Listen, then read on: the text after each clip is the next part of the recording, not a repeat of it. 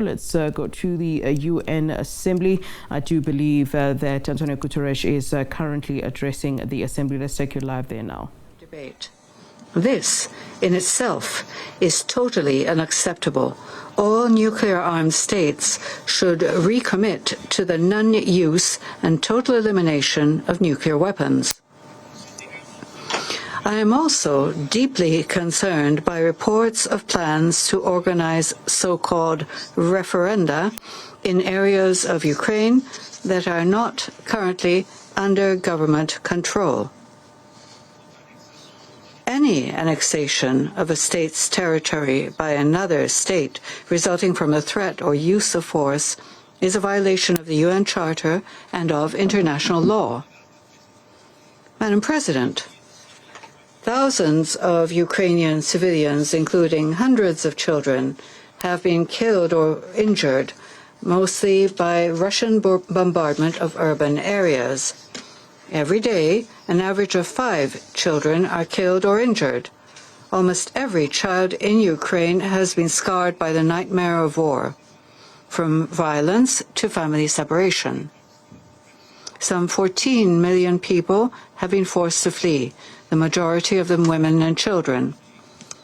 The situation will only get worse with winter approaching and gas and electricity supplies dwindling. At the global level, the conflict has supercharged a triple crisis of food, energy, and finance. This is driving millions more people into extreme poverty and hunger, and reversing years of progress in development.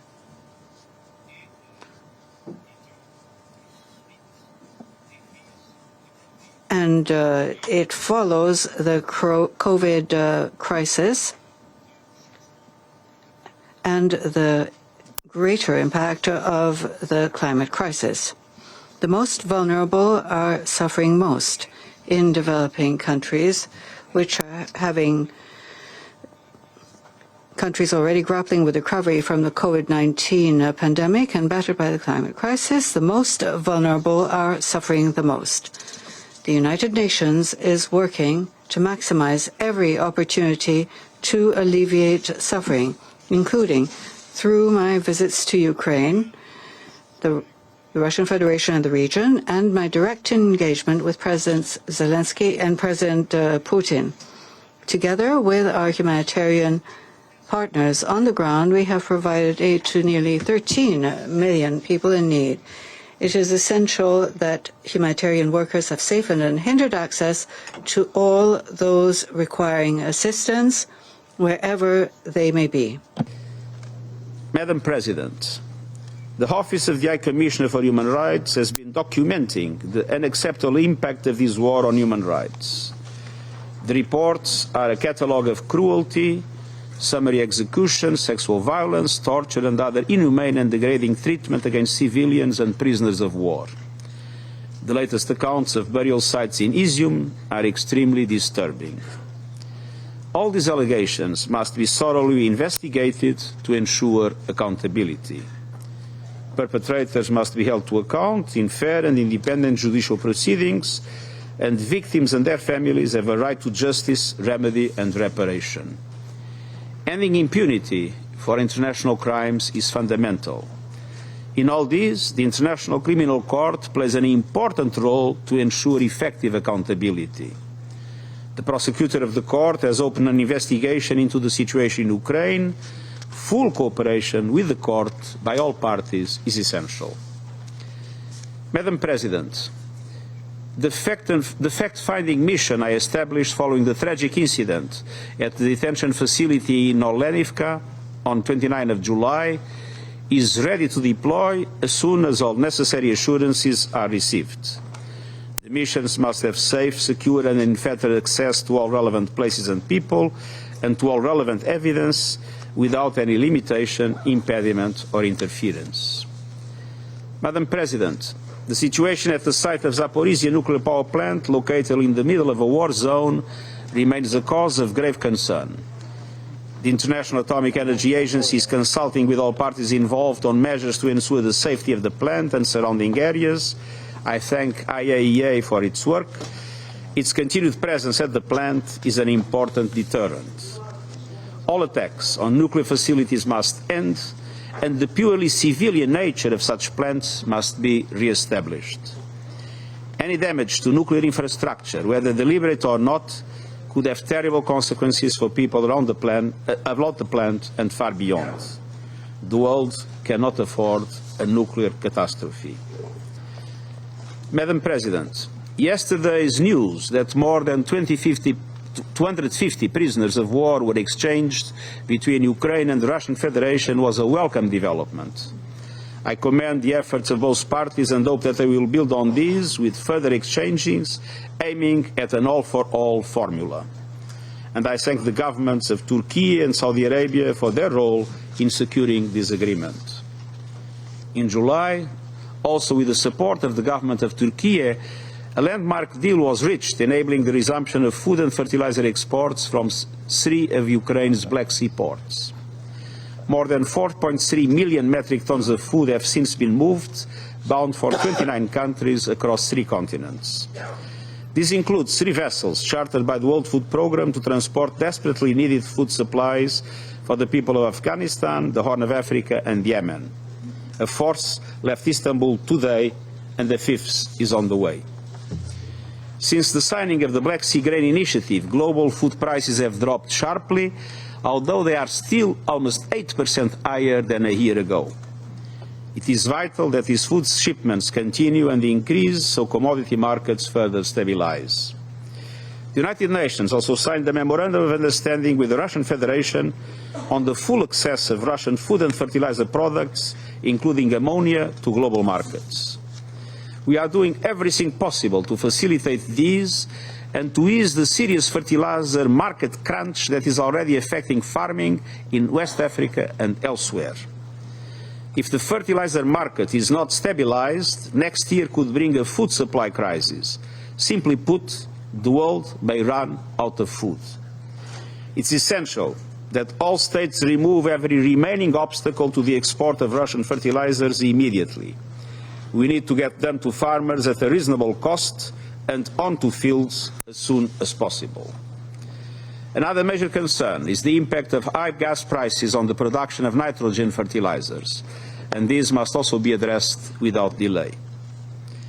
Madam President, there is only one way to end the suffering in Ukraine, and that is by ending the war.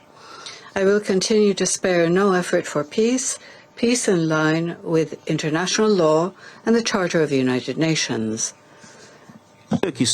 And I appeal to all member states, especially those here today, to redouble all efforts to prevent further escalation and to do all they can to end the war and to ensure lasting peace. Thank you.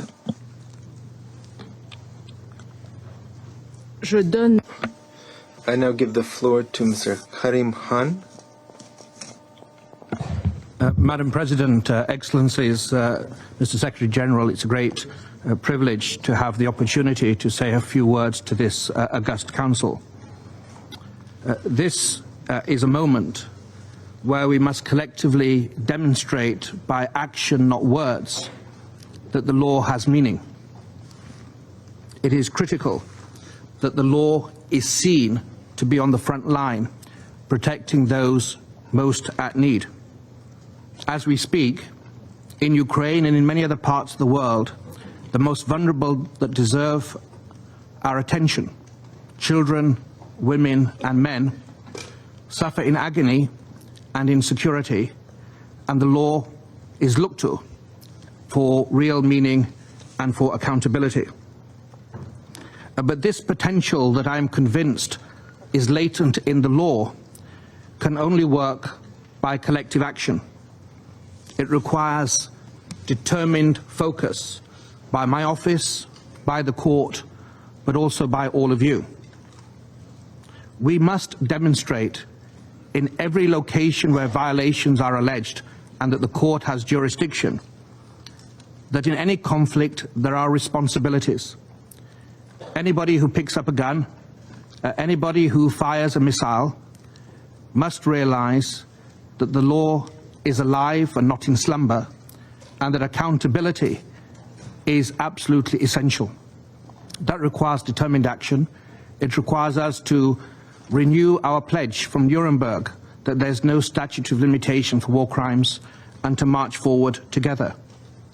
Madam President, I'm convinced that if we coalesce around these basic principles of humanity, these basic norms of conduct, the law can play an ever more impactful role as an anchor for peace and security in Ukraine, but in so many other parts of the world as well. Since the beginning of the recent developments in Ukraine in late February, I have sought to ensure that the response from my office meets the imperatives of action and focus. In the 5 days between the 25th of February and the 2nd of March, when I made my initial statement and then opened the investigation, we have moved with some purpose.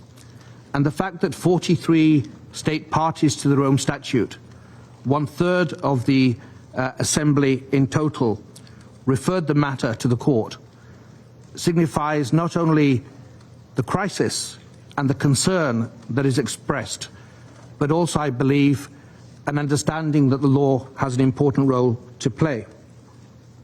We're now at the stage of continuing forensic, objective and impartial, sometimes very painstaking work to grapple with the facts, to separate truth from fiction, and to build a picture of what actually happened. In May, we made the largest field deployment that the ICC has seen. And since May, we have had a permanent field presence in Ukraine. I can announce that next week further members of my office will also deploy to Ukraine to look in relation to allegations emerging from the east of the country.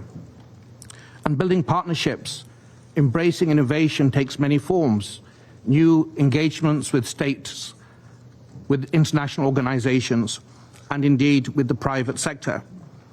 Hopefully this new model of a more coordinated, more effective partnership, a more coherent approach for action will render this collective responsibility more effective. But the process of accountability, of collecting evidence and sieving it and weighing it and determining what is shown, is not simply an academic exercise. It is critical in order to pierce the fog of war, to actually present in a juridical forum the truth. And luckily we have independent judges, and when we have done our job, we will in due course present matters to the independent judges of the ICC, and they will further scrutinize our work very properly and decide where the truth lies.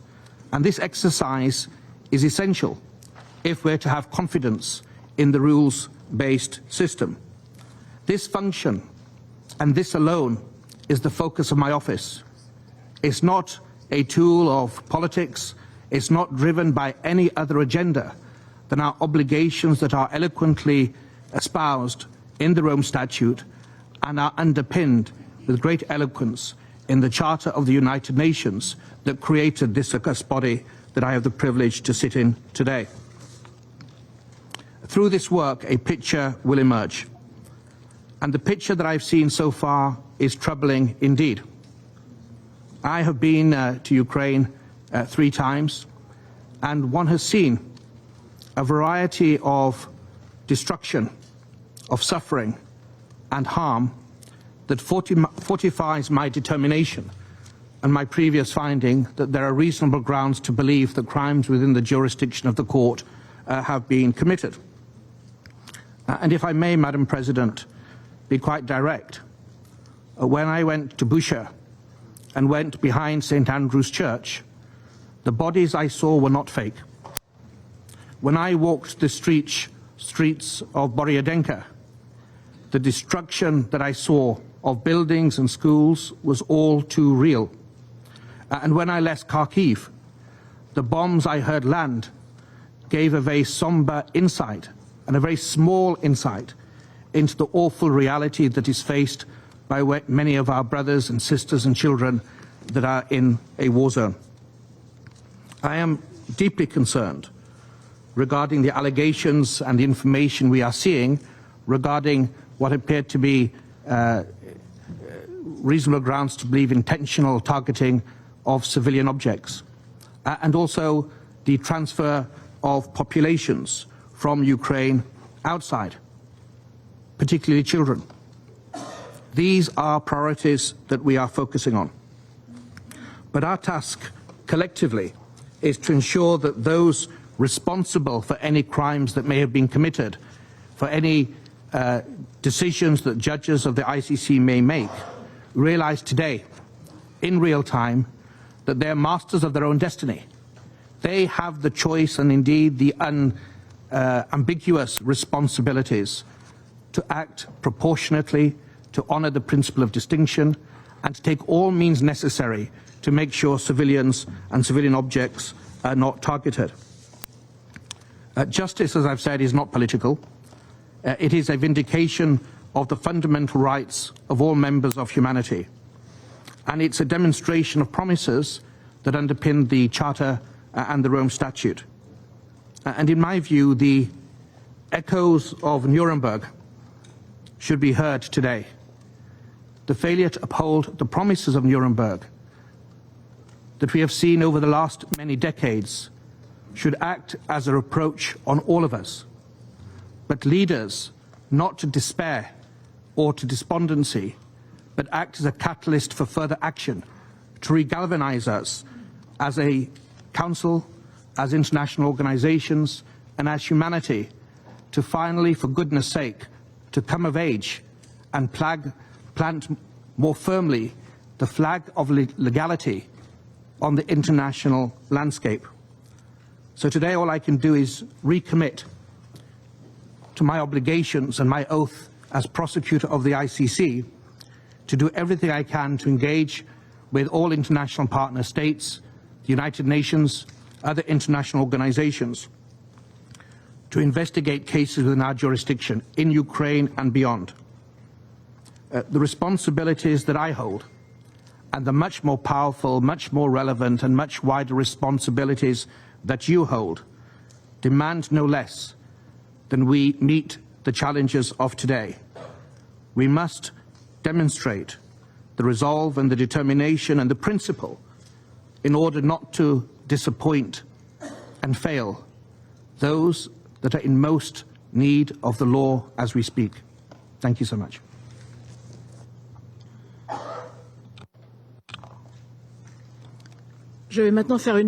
I will now make a statement in my capacity as Minister of Europe and Minister of Foreign Affairs of France. Mr. Secretary General, Prime Minister, ladies and gentlemen, ministers, Prosecutor of the International Criminal Court, ladies and gentlemen.